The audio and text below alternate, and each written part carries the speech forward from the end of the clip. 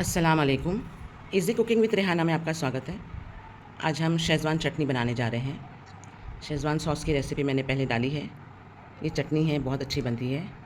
आप इसे ज़रूर ट्राई करिएगा, इंशाल्लाह आपको बहुत पसंद आएगी। ये देखिए, चलिए इसको बनाते हैं। उसके लिए मैंने ये 30 to 35 ये मिर्चा ले लिया है कश्मीरी।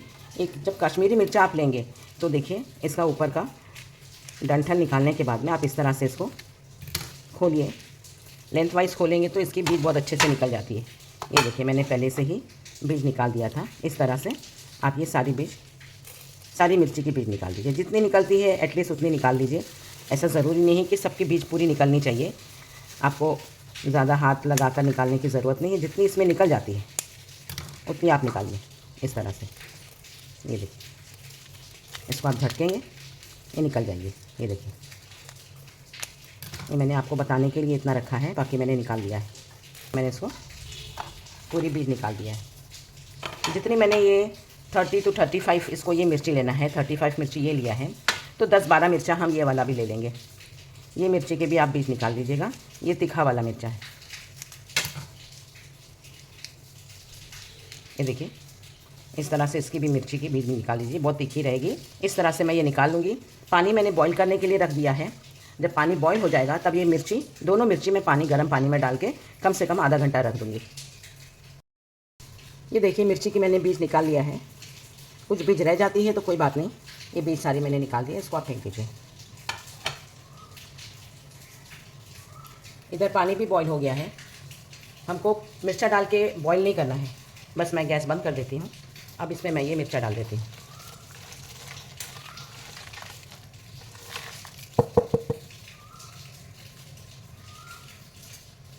ये मिर्चा डाल के इसको हम ढाँक देंगे।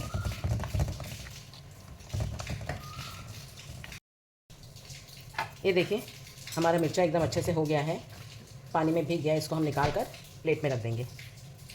क्योंकि हमारा मिर्चा जो है, इसको हम बहुत ज़्यादा पानी इस्तेमाल नहीं करेंगे।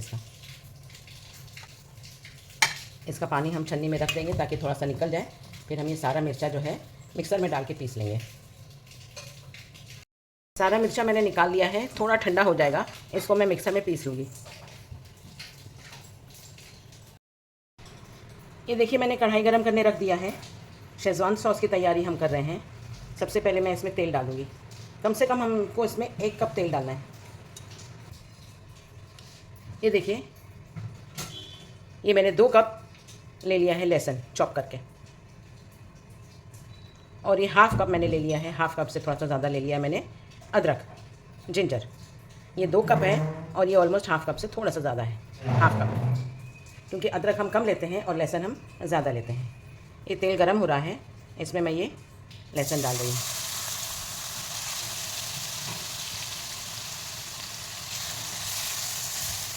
हम तेल इसीलिए ज़्यादा लेते हैं ताकि हमारा ये सॉस हमेशा तेल में डूबा रहे, हमारा सॉस बिल्कुल ख़राब नहीं होगा। पहले हम गार्लिक, लहसुन को थोड़ा सा भून लेंगे, फिर हम अदरक डालेंगे। देखिए, हमारा लहसुन हो रहा है।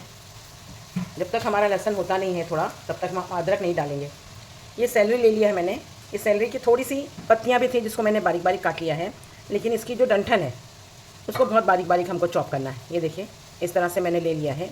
ये दोनों मिलाकर पौना कप है। ये देखिए, इस तरह से काट लीजिए। अगर आपके पास में सेलरी नहीं है तो कोई बात नहीं, आप हरा धनिया, कोथमीर की डंडी, जो कौली कौली डंडी होती है, उसको आप बारीक बारीक चॉप करके ले लीजिए। हमको ब्राउन नहीं करना है। ये देखिए, इसमें मैं अदरक डाल रही हूँ। अदरक की क्वांटिटी हमेशा अदरक लहसुन से कम होनी चाहिए। अगर लहसुन 1 है तो अदरक जो है वो 1/4 होना चाहिए।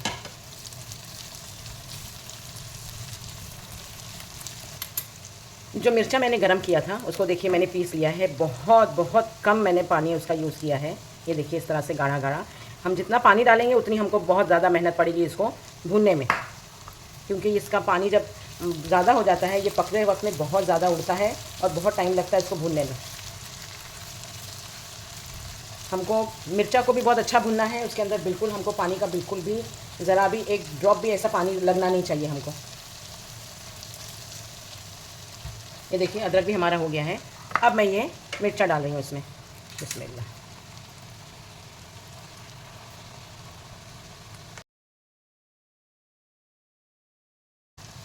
ये मिर्चा हमको बहुत अच्छे से भूनना है। इसको उस वक्त तक भूनना है जब तक कि पूरा तेल इसका ऊपर ना आ जाए।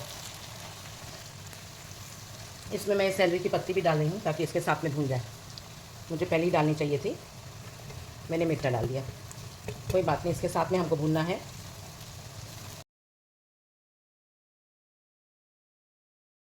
देखिए अभी तक मैंने इसमें कोई नमक नहीं डाला है, कोई सॉस नहीं डाला है, कोई नमक नहीं डाला है, सिर्फ मिर्चा है,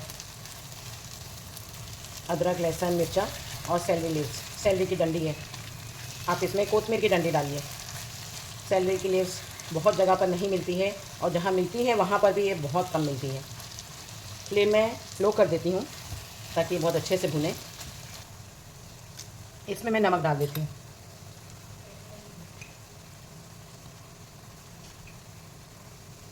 कम से कम 2 से 3 टेबलस्पून नमक हमको डालना है इसमें।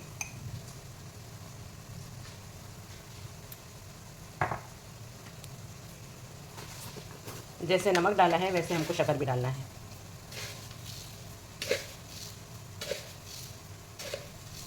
दो टेबलस्पून शक्कर है, ये 1 टीस्पून है इसलिए मैंने उस हिसाब से डाला है। 5 टीस्पून। हमको इसको बहुत अच्छे से भूनना है।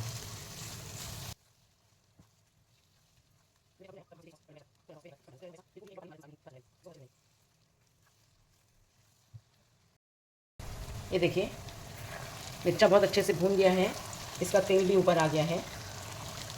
1 कप तेल मैंने डाला था पहले, बाद में मैंने आधा कप तेल गरम करके इसमें डाल दिया है।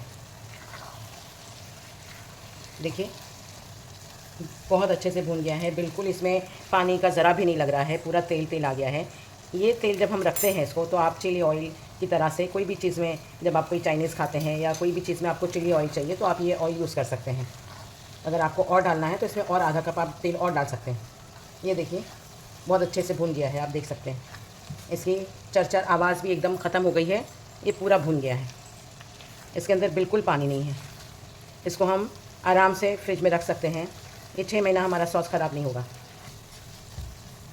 मार्केट में जो शेज़वान चटनी मिलती है या होटल में हम जाते हैं तो वो लोग क्या करते हैं, इतनी चटनी लेते हैं, उसके अंदर डालते हैं थोड़ा सा कॉर्नफ्लावर, थोड़ा सा सॉस और आपको टॉस करके दे देते हैं। इसमें बिल्कुल कोई कॉर्नफ्लावर नहीं है। ये देखिए सबसे पहले मैं डाल रही हूँ इसमें चिली सॉस। ये चिली सॉस में हमारा टोमेटो केचप भी है और विनेगर भी है। ये देखिए मैं 3 टेबलस्पून इसमें डाल रही हूँ। इसमें मैं 3 टेबलस्पून विनेगर भी डालूँगी।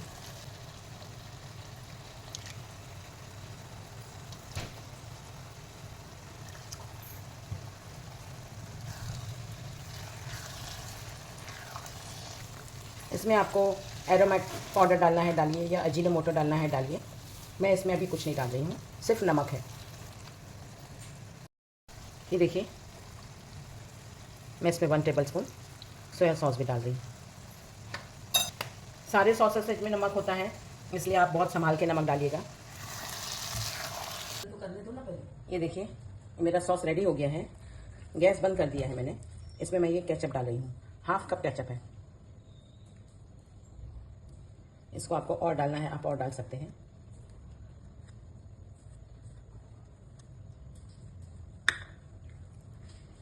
गैस में ऑन कर देती हूँ। बस एक बार ये बॉईल हो जाए, मतलब पक जाए, तेल फिर से ऊपर आ जाए, हमारा ये शेज़वान सॉस एकदम रेडी हो गया है।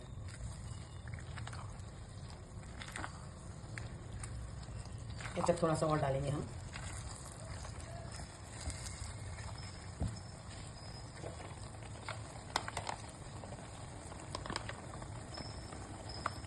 वन 1/4 कप मैंने और डाल दिया।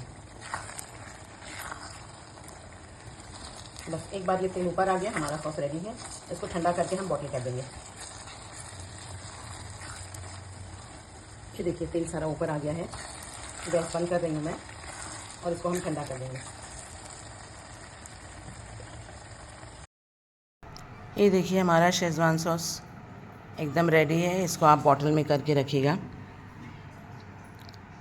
इसका ऑयल ही इसका प्रिजर्वेटिव है। आपको मेरी रेसिपी पसंद आई हो तो लाइक, शेयर, कमेंट और सब्सक्राइब ज़रूर करिएगा। Thank you.